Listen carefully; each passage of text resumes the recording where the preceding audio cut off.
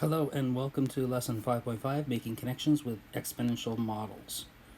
Today we're going to actually finish our course material by looking at these lessons. The last week of materials will only be used for university preparation materials, and you guys can look at that at your leisure. So, first thing we've got here is this example shows the town of Milton grew from 31,000 people to 110,000 people over 15 years. It can be modeled using the function p equals p sub 0 times e to the exponent kt, where p sub 0 is the initial population, t is the time in years, and k is the growth constant. So first thing I'd like to do is I would like to actually determine this equation with a growth constant. So what we're going to do is we're going to substitute the values in first that we know.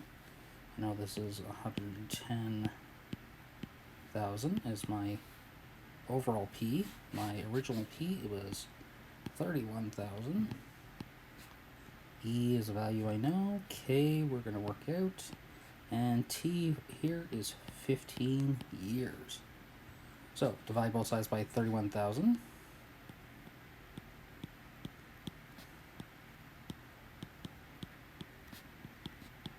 Gives you this. We want to solve for k, so we're going to take the natural logarithm of both sides. I'm going to reduce the 110,000 over 31,000 to 110 over 31. And because I take the natural logarithm of an exponential function, this just leaves me 15k. So to solve for k, I'm going to take the 1/15 of the natural logarithm of 110 over 31. And that's our value for k. So we have a equation now of p is equal to 31,000 times e to the exponent of 1 over 15 natural logarithm of 110 over 31 times t. And there we go. Okay, so moving along. How fast is the city's population growing in the fourth year? So, how fast? That means we need the derivative.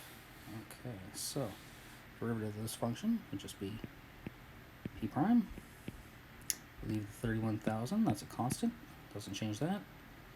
Find the derivative of the exponential, which is itself 1 over e to the exponent 1 over 15, natural logarithm of 110 divided by 31 to the exponent t.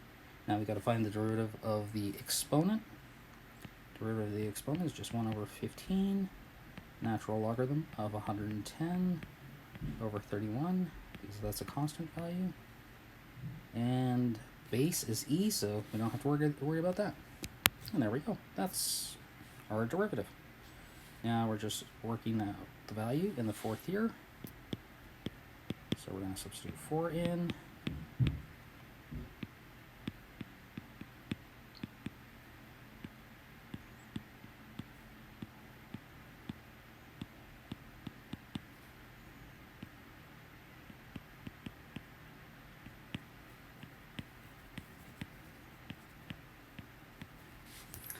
Grab my calculator and work this value out.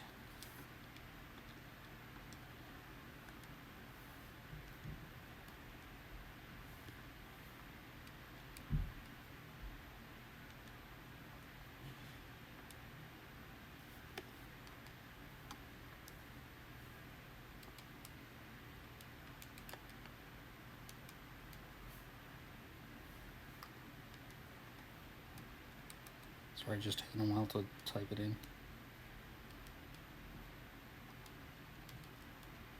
Okay, worked it out. And p prime is approximately, now because this is population, you're going to round it to the nearest person, so 3,669.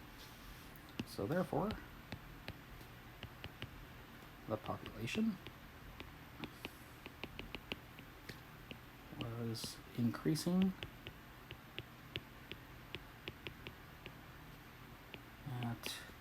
3,669 people per year.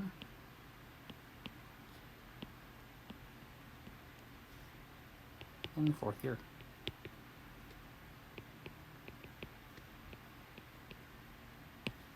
Or actually at the fourth year. And there we go. That's that. Okay, moving right along. When friction occurs, we have an example of what's called a damped harmonic motion. That's where we have exponential function in front of this expression, and that exponential function is usually has a negative exponent, and then it's coupled with a sine use of the function, either cosine or sine, with some angle. So this is going to be measured in meters at t seconds, and what we want to do is we want to determine when the maximum displacement occurs. So to find out when the maximum displacement occurs, we need our derivative. Okay, so notice that this function right here is actually a composite of multiple of two functions. So I got to find the derivative of the first one, e to the negative t times negative 1, leave the sine 1.2t alone, then add. Now I had leave the e to the negative t alone, and now I'm going to multiply by the derivative of sine of 1.2t, which is cosine of 1.2t times 1.2. And there we go. There's our derivative. Now to find out when the maximum displacement occurs, we first want to find out where the maximum occurs. So set this equal to 0. You can also try to common factor this. Only common factor I have is e to the negative t, so this leaves me with negative sine of 1.2t plus 1.2 cosine of 1.2t. Like that. I'm going to fix that.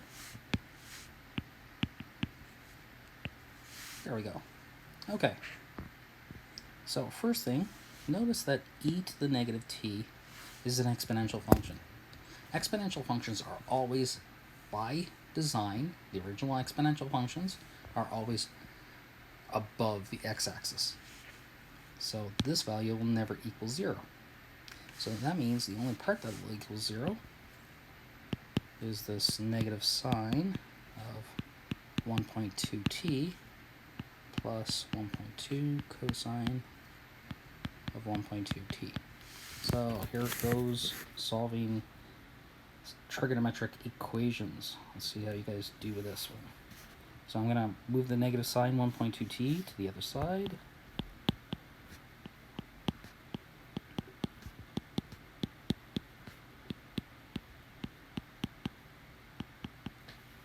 I could divide both sides by cosine of 1.2t.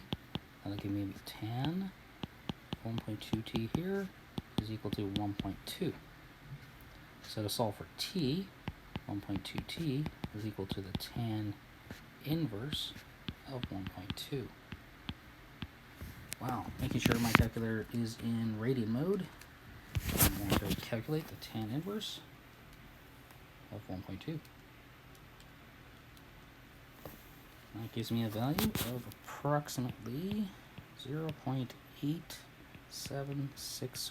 I'm going to round it to 4 decimal places. But is that the only answer? Remembering from advanced functions, according to the cast rule, within one rotation, you actually have 2 answers.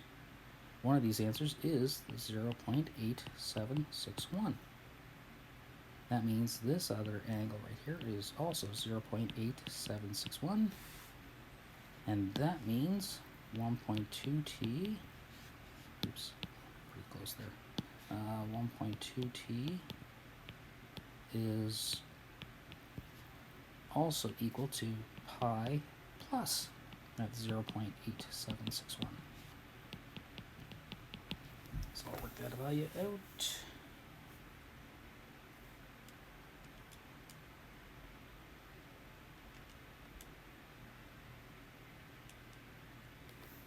And that's about 4.0177. Okay, so that means I can now figure out what t is for each of these cases.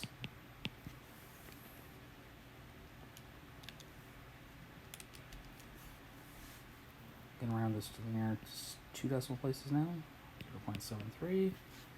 And this last one, where was it?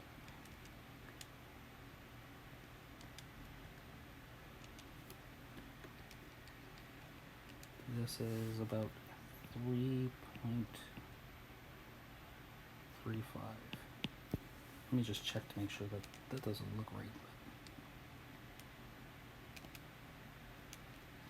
Second guessing myself. No, that's right. Okay. So there are 2 times. Now, because we have 2 possible times, that means there are 2 possible answers here. So we can either use the first derivative test or the second derivative test. I don't know about you, but I don't want to find the second derivative of this nasty looking function right here. So I'm going to use the first derivative test. So I'm going to look at t values less than 0.73, then look at t values between 0.73 and 3.35, and t values greater than 3.35. Now we should choose values that are really close to these numbers, because as this is a periodic function, you might find other times where it's positive and where it's negative. So just be careful.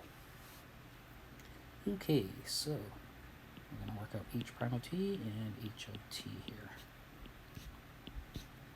So maybe I'm going to test, how about test 0.5 for this function?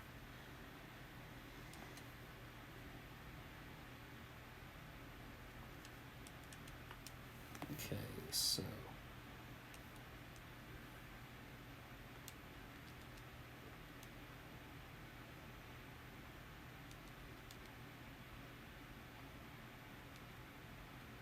just typing it into my calculator to get my value.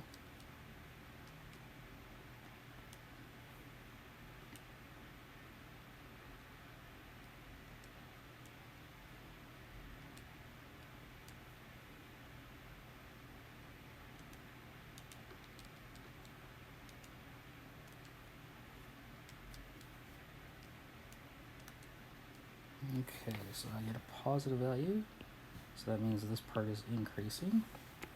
I'm going to do the same thing,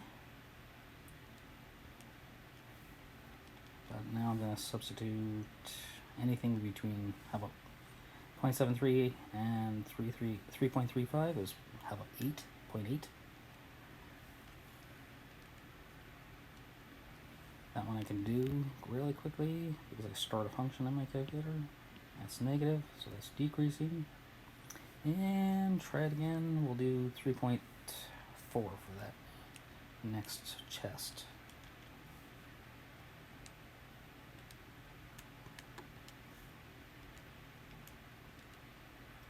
And my next test, it's a positive value, therefore increasing. All right, so we do have a minimum. Sorry, a maximum. The maximum displacement. Oops, spelling displacement wrong. Occurs when t equals approximately 0.73. And there we go. And thus concludes our last lesson of this year.